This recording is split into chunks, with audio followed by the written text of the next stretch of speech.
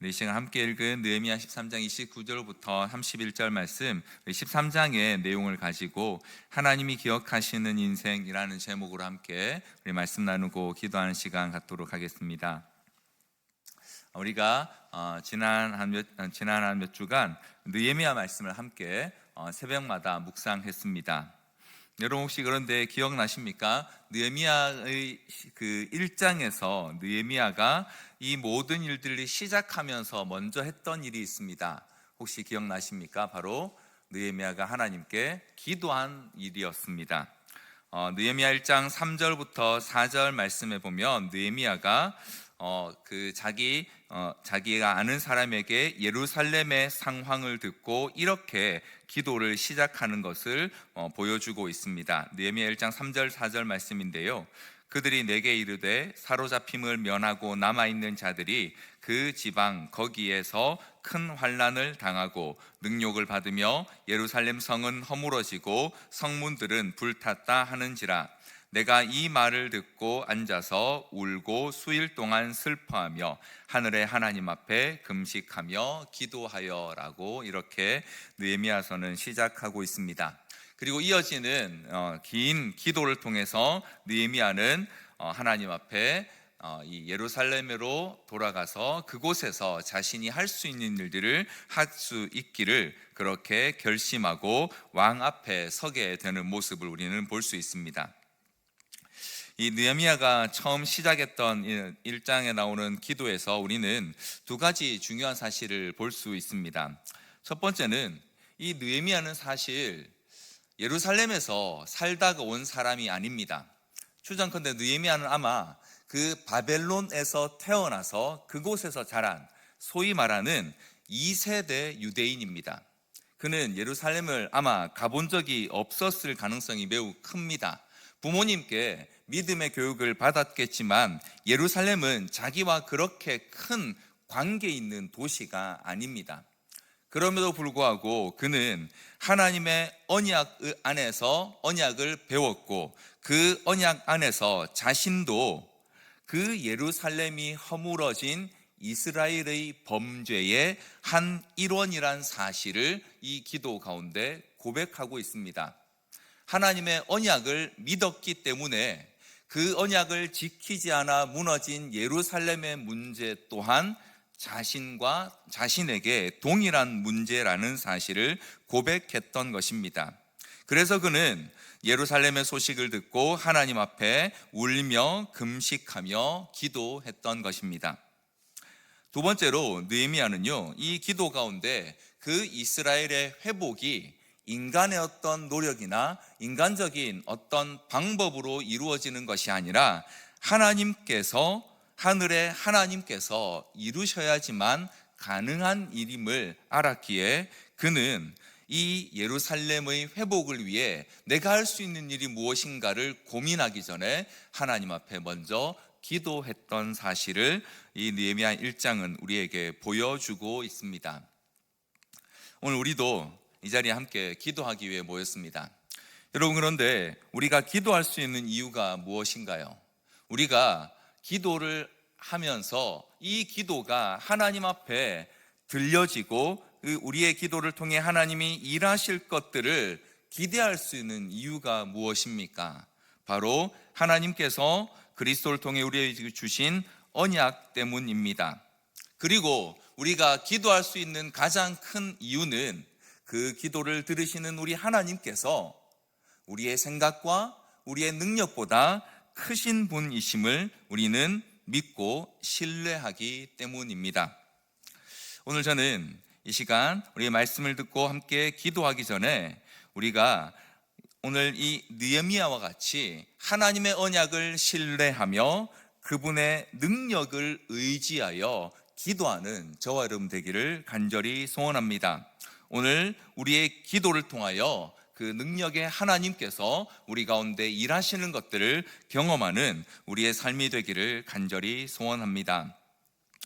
이렇게 우리는 이 느헤미야가 기도로 시작해서 사실 오늘 함께 읽은 본문 느헤미야 13장 마지막에 다시 기도로 이 모든 내용들을 마치는 것을 함께 읽었습니다. 그 사이에 있었던 내용을 간단히 살펴보면 이렇습니다. 느헤미야는 그 1장에서 나왔던 기도를 시작으로 그가 이제 예루살렘에 가서 그가 할 수 있는 일을 하기를 결단하고 왕 앞에 서게 되고요. 그리고 하나님께 지혜를 구해서 그가 왕의 허락을 받아 이제 예루살렘의 총독으로 부임하게 됩니다. 그리고 약 12년 동안 느헤미야는 이 예루살렘의 총독으로서 그 예루살렘의 성벽을 재건하는 일뿐만 아니라 그 예루살렘에 있는 유대인들 공동체를 재건하는 일을 이루어내게 됩니다. 느헤미야 9장에 가면 그 일을 위해서 여러 유대인들이 다 유대인 무리가 함께 모여서요, 하나님 앞에 언약을 하고 거기에 이제 이 공동체의 리더들이 인장 반지로 도장을 찍어서 그 언약을 갱신하는 일을 볼 수 있습니다. 그리고 이어지는 10장에 보면 그 언약에 참여한 이들의 명단이 쭉 기록되어 있습니다. 그것을 통해서 이 느헤미야가 그 12년의 사역을 통하여서 하나님 앞에 그 공동체가 어떤 공동체가 되기를 원했는지를 보여주고 있는 것이죠. 하나님 앞에 언약한 공동체, 하나님의 언약을 지키며 그 율법대로 살아가는 공동체, 그래서 하나님이 기억하시는 그런 공동체로 이 예루살렘이 회복되기를 바랬고, 그런 예루살렘 공동체를 느헤미야는 힘써 만들어 갔습니다. 자, 이렇게 12년 동안 그의 기도와 그의 열심으로 예루살렘이 어느 정도 회복된 이후에 그는 다시 페르시아, 그가 있었던 바사 제국으로 돌아가야 하는 상황이 왔습니다. 그렇게 잠시 돌아갔던 느헤미야는 이 13장 전반부에 나오는 것처럼 왕에게 가서 다시 간청을 하게 되고요. 그리고 얼마 후에 다시 예루살렘으로 돌아오게 됩니다. 이 예루살렘을 느헤미야가 떠났던 기간을 약 1년에서 3년 정도로 추정합니다. 그렇게 긴 시간이 아니었던 거죠. 그리고 그 짧은 시간을 잠시 갔다가 돌아온 느헤미야는 그 짧은 시간 동안 이 예루살렘이 그와 함께 하나님 앞에 약속하고 결단했던 것과는 정반대의 모습으로 그 짧은 시간 동안 그들이 하나님 앞에 회복하고자 그렇게 애썼던 정체성을 잃어버린 모습을 다시 발견하게 됩니다.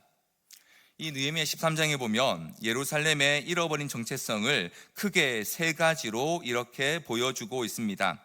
먼저 첫 번째로 그들은 안식일을 더 이상 지키지 않고 있었습니다. 15절부터 17절 말씀에 보면요, 제가 한번 읽어드리겠습니다. 그때에 내가 본즉 유다에서 어떤 사람이 안식일에 술틀을 밟고 곡식단을 나귀에 실어 운반하며 포도주와 포도와 무화과와 여러 가지 짐을 지고 안식일에 예루살렘에 들어와서 음식물을 팔기로 그날에 내가 경계하였고, 또 두로 사람이 예루살렘에 살며 물고기와 각양 물건을 가져다가 안식일에 예루살렘에서도 유다 자손에게 팔기로 내가 유다의 모든 귀인들을 꾸짖어 그들에게 이르기를 너희가 어찌 이 악을 행하여 안식일을 범하느냐라고 이렇게 느헤미야가 사람들에게 지적한 모습을 볼 수 있습니다. 유다 백성들도 안식일에 물건을 만들고 그리고 그 물건을 옮겨서 팔고, 또 두로 사람 이방인들도 안식일에 예루살렘 성에 들어와서 자기가 가지고 온 물건을 사고 파는 일들이 아주 자연스럽게 이루어지고 있었다는 것이죠. 율법에 의하면 안식일에는 일을 해서도 안 되고 다른 사람으로 하여금 일을 하게 해서도 안 된다라고 분명히 말씀하셨음에도 불구하고 그들은 더 이상 안식일을 지키지 않고 있었습니다. 자, 그뿐만 아니라 레위인들에게 그들에게 주어야 할 몫을, 헌물을 주지 않음으로써 그 레위인들이 생계를 위해 각기 자기 밭으로 도망가게 만들었습니다. 10절에 보니까요, 이렇게 성경은 기록하고 있습니다. 내가 또 알아본즉 레위 사람들이 받을 몫을 주지 아니하였으므로 그 직무를 행하는 레위 사람들과 노래하는 자들이 각각 자기 밭으로 도망하였기로. 생각해보면 어쩌면 너무 자연스러운 결론이죠. 안식일을 안 지키니까요, 안식일에 가서 드려야 될 헌물도 그들이 제대로 드리지 않았을 것이고요. 그러니 레위인들도 더 이상 거기에서 살 수 없어서 자기의 밭으로 뿔뿔이 흩어져 버리는 그런 상황이 벌어져 있었습니다. 불과 몇 년 전에 하나님 앞에 율법을 따라 행하겠노라, 또 율법을 따라 하나님이 명령하신 대로 살겠다라고 다짐했던 그들이 불과 한 1, 2년 사이에 이렇게까지 정체성을 잃어버리고 마음대로 살고 있는 모습을 본 느헤미야의 마음이 어땠을까요? 그런데 문제는 여기서 끝나지 않습니다.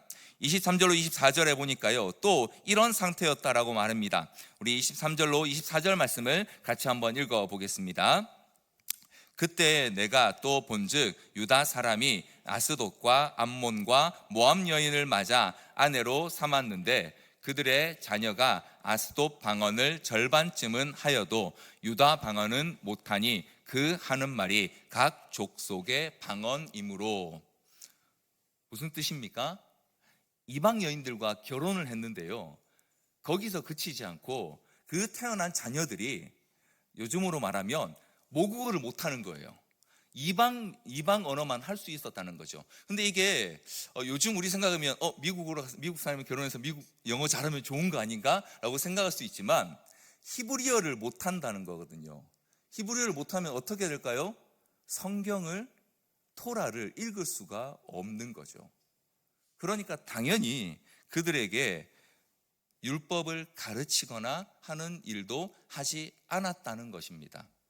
그래서 그냥 집에서 엄마가 쓰는 언어를 따라 아이들이 아무렇게나 자라고 있었다라고 하는 표현을 지금 성경은 이렇게 기록하고 있는 것입니다. 이방인과의 결혼뿐만 아니라 그 자녀들에게 히브리어를, 즉 하나님의 율법을 가르치지 않아서 더 이상 그 자녀들이 하나님을 모르는 세대로 자라갈 수밖에 없는 그런 형편에 처해 있었다는 것입니다. 느헤미야가 한 1, 20년쯤 이 예루살렘을 떠났다가 돌아온 게 아니고요, 짧게는 1년, 길면 3년 정도 잠깐 갔다 왔는데 그 사이에 이렇게 예루살렘의 유대인들이 자기의 정체성을 잃어버린 것을 느헤미야는 발견하게 됩니다. 왜 이런 일이 벌어지게 되었을까요? 오늘 본문은 우리에게 많은 단서를 주고 있지 않습니다만 한 가지 우리가 추측해 볼 수 있는 것이 있습니다. 느헤미야가 성전이 완공된 이후에 느헤미야와 함께 이 이스라엘 백성들이 성벽을 지었습니다. 그러니까 이제 예루살렘이 이전에는 황폐한 땅이다가 이제 살만한 도시가 된 거죠. 안전도 갖춰졌고요, 그 안에 거주구나 이런 것들도 어느 정도 정비가 되었을 것입니다. 하나님께서 그들이 살아갈 수 있는 터전을 다시 회복되게 하신 것이죠, 성전과 성벽을 통해서. 자, 그런데 도시가 이렇게 안정되자 어떤 일이 생겼을까요? 도시가 자기 도시 안에 있는 것만 가지고 살 수 없잖아요. 그러니까 이제 주변에 있는 사람들과 거래를 하기 시작한 거겠죠. 상인들이 와서 그들이 필요한 물건들을 사고 팔고 하는 일이 벌어졌을 겁니다. 자, 그런데 예루살렘 성 안에 있는 사람들은 안식일도 알고 안식일에 모여서 할 일이 있는데 저기 멀리에서 물건을 팔러 오는 사람들은 안식일이 언제인지, 자기가 언제쯤 도착할지 알 수가 없죠.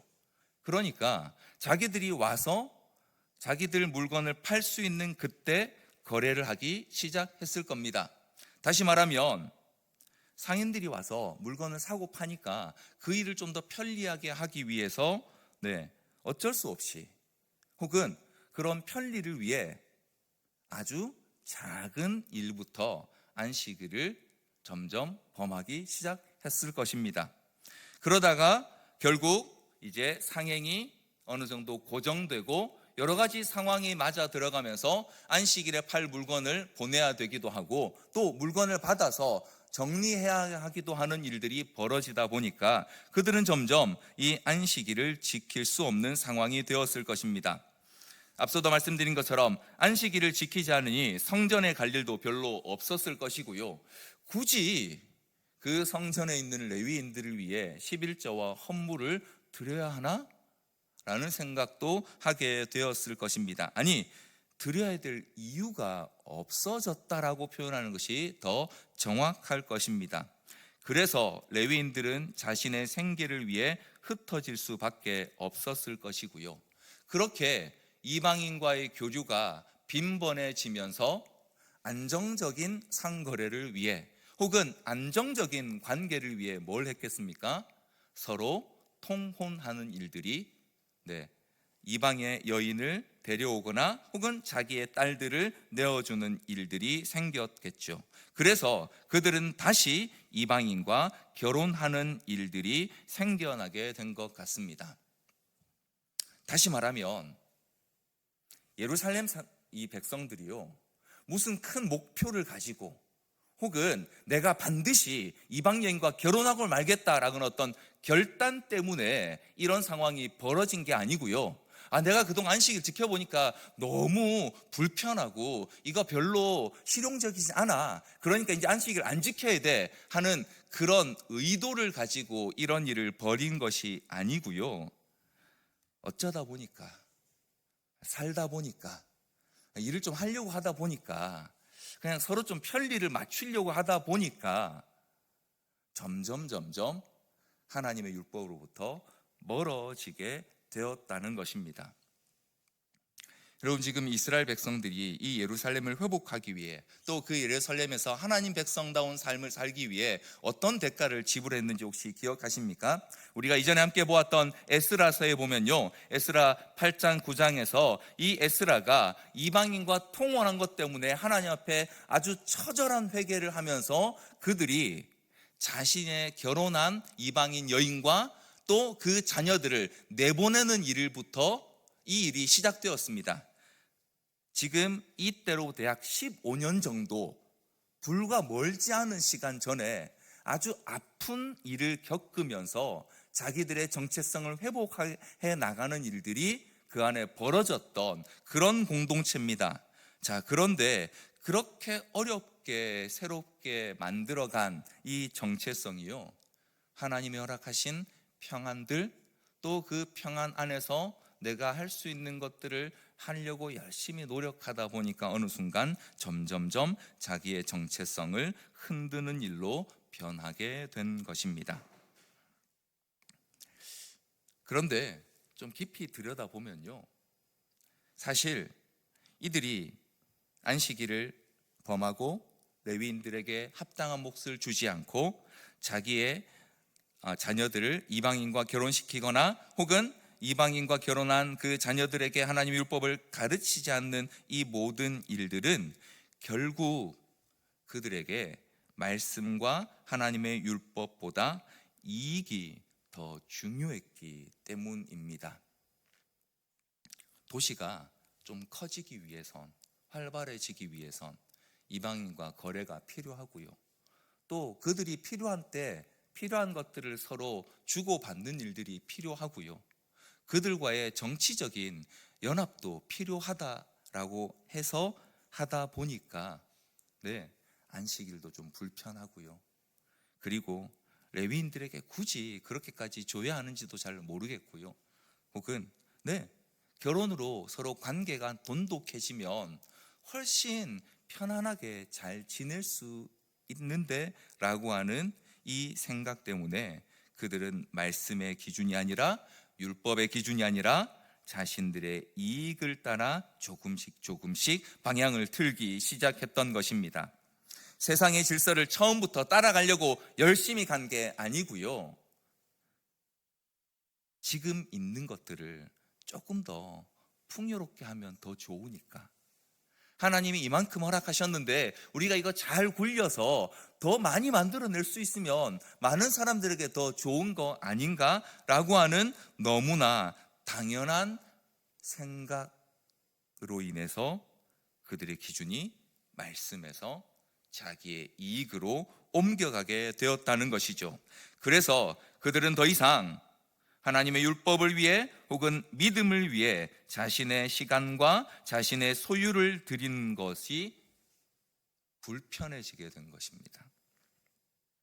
그리고 결국 이 일 끝에 그들은 하나님의 율법이 정한 기준 안에서 행하는 것보다 내가 어떤 것이 더 유익한가를 판단하는 것이 더 중요해져 버리게 되었습니다. 사랑하는 성도 여러분, 앞서도 말씀드린 것처럼 이스라엘이 지금 예루살렘이 다시 안정되게 된 것은 그들의 노력보다 하나님께서 그들에게 허락하신 은혜요 선물입니다. 하나님이 약속하셨던 그 70년이 되어서 그들을 그 땅에 돌아오게 하셨기 때문에 그들이 다시 예루살렘에 살게 된 것이고요, 하나님이 그들이 미적미적하고 있는 그 백성들을 설득하시기 위해 여러 선지자들과 또 여러 지도자들을 통하여 성전과 성벽을 건축하게 하심으로써 그들에게 주신 복이었습니다. 그런데 그 복 때문에, 그 평안 때문에 그들은 오히려 하나님의 길에서 벗어나기를 선택했다는 것입니다. 예루살렘의 이 타락, 정체성의 변질은요, 그들의 거창한 이유 때문에 벌어진 것이 아니고요, 그들의 편안함을 추구하고 내 삶이 좀 더 어떻게 하면 안정될까를 고민하는 일로부터 이루어졌다는 것이죠. 그들의 이 모습은 사실 그렇게 특별한 모습이 아닙니다. 오늘 제 안에서, 내 안에서, 혹은 오늘 우리 안에서, 혹은 우리 주변에서 쉽게 볼 수 있는 모습입니다. 좀 불편해서, 왜 꼭 주일날 예배 드려야 되지? 꼭 이거 해야 되나? 꼭 저렇게 해야 되나? 하는 이런 생각들, 혹은 시대가 변했는데 언제까지 우리가 이렇게 고리타분하게 지낼 수 있겠어요? 라고 하는 그런 쉬운 생각들, 거기에서부터 우리는 조금씩 어쩌면 하나님의 기준, 은혜의 기준에서 멀어지게 되었는지도 모릅니다. 오늘 우리가 그렇지 않은 이유는요, 어쩌면 우리에게 아직 그럴 기회가 없어서 그렇지 않았을지도 모릅니다. 기회가 있었다면 우리도 어쩌면 그 예루살렘의 백성들처럼 하나님의 기준을 쉽게 떠나는 그런 모습이 우리 안에 없다라고 결코 자신할 수 없다는 것이죠. 이런 상황을 본 느헤미야가요, 그 예루살렘의 정체성을 회복시키기 위해 다시 말씀의 기준을 세우고 그들을 다시 하나님 앞으로 돌이키는 일들을 했습니다. 그 일이 오늘 13장에 기록되어 있고요, 그리고 그렇게 한 일 중에 대표적인 것들을 느헤미야가 오늘 마지막 30절, 31절에 이렇게 기록하고 있습니다. 우리 30절, 31절을 한 번 더 같이 읽겠습니다. 내가 이와 같이 그들에게 이방 사람을 떠나게 하여 그들을 깨끗하게 하고 또 제사장과 레위 사람의 반열을 세워 각각 자기의 일을 맡게 하고 또 정한 기한에 나무와 처음인 것들을 드리게 하였사오니 며 나를 기억하사 복을 주옵소서. 느헤미야는요, 이스라엘 백성들이 너무 가볍게 여겼던 것들, 아니면 그 정도 나 다 알고 있지만 언제든지 내가 때되면 할 거야 라고 생각했던 바로 그 일들을 다시 회복하게 했습니다.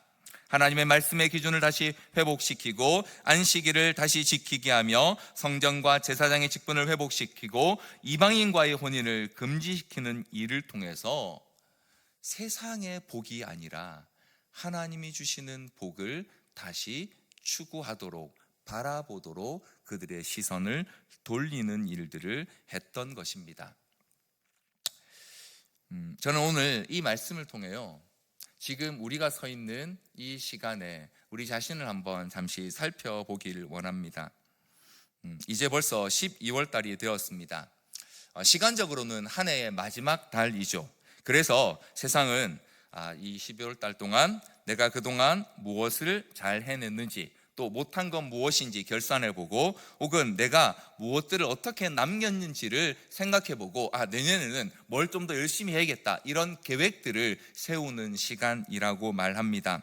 하지만 성경적인 관점으로 보면요, 지금 12월은 점점점 어두워져가는 이 세대 가운데 참 빛이신 예수 그리스도께서 오셔서 새로운 시대를 열어주시기를 기대하고 소망하며 바라보아야 하는 계절입니다. 그분이 아니셨다면 우리는 끝없는 어둠 속에서 계속 방황할 수밖에 없었다는 사실을 기억하고, 그분이 오셔서 우리에게 다시 한번 그 빛으로 이끌어가 주시기를 기대해야 되는 그런 시기입니다. 우리가 무엇을 행했는지, 또 지난 한 해 동안 얼마나 열심히 살았는지를 생각하기보다 우리는 이 한 해 동안 그리스도 앞에서 어떤 모습으로 살아왔으며 어떤 정체성을 가지고 살아왔는지를 돌이켜보고 지금 우리의 자리를 점검해야 할 시간이 바로 이때인 것입니다. 사랑하는 성도 여러분, 오늘 저와 여러분은 어떤 자리에, 어떤 위치에, 어떤 정체성으로 서 있습니까? 혹시 우리도 예루살렘에 살았던 그 유대인들처럼 우리의 유익과 편안함으로 인해 우리의 정체성을 잠시 잊고 살아오지는 않았습니까? 새해를 시작할 때에는 하나님 앞에 이런저런 결단을 하고 우리가 이렇게 살겠습니다라고 결심하고 적어보기도 하고 또 기도하기도 하고 했을 것입니다. 하지만 한 해 동안 살다가 보니까, 이런저런 일을 하다가 보니까, 혹은 우리에게 주어진 것들을 어떻게 하면 좀 더 잘할 수 있을까 고민하다 보니까, 혹시 지금 우리의 자리가 처음 하나님이 말씀하셨던 그 자리와 조금 멀어져 있지는 않습니까? 지금은 조금일 수 있습니다만 그 시간이 점점점 멀어지면 멀어질수록 우리는 어쩌면 하나님이 말씀하시는 방향과 전혀 다른 방향으로 가고 있는 우리를 발견하게 될지도 모릅니다. 그런 의미에서 성탄을 앞두고 성탄의 이 시기를 바라보고 있는 이때에, 또 예수 그리스도께서 우리를 위해 이 땅에 오신 그 소망을 기다리는 이 시간에 우리는 우리 자신을 한번 살펴보고, 오늘 느헤미야가 이스라엘 백성들에게 주었던 그 기준대로 우리 자신을 한번 점검해 보기를 원합니다. 우리는 과연 하나님의 말씀의 기준 안에 지금 서 있습니까? 그 일을 위해 하나님이 우리에게 말씀하신 그 믿음의 일들을 올 한 해 잘 지켜내고 살아오셨습니까? 혹은 여러 가지 상황들 때문에 잠시 그것들을 잊고 있지는 않았습니까? 오늘 이 시간 함께 기도함으로 우리 안에 있는 삶의 기준이, 우리의 방향이 다시 한번 하나님께로 회복되는 이 시간 되기를 간절히 소원합니다. 그래서 오늘 이 본문에 나오는 느헤미야처럼 세상을 의지하지 않고 하나님만 의지하는 인생 되기를, 그래서 세상은 우리를 알지 못해도 하나님이 기억하시는 인생, 하나님이 기뻐하시는 인생 되기를 간절히 소원합니다.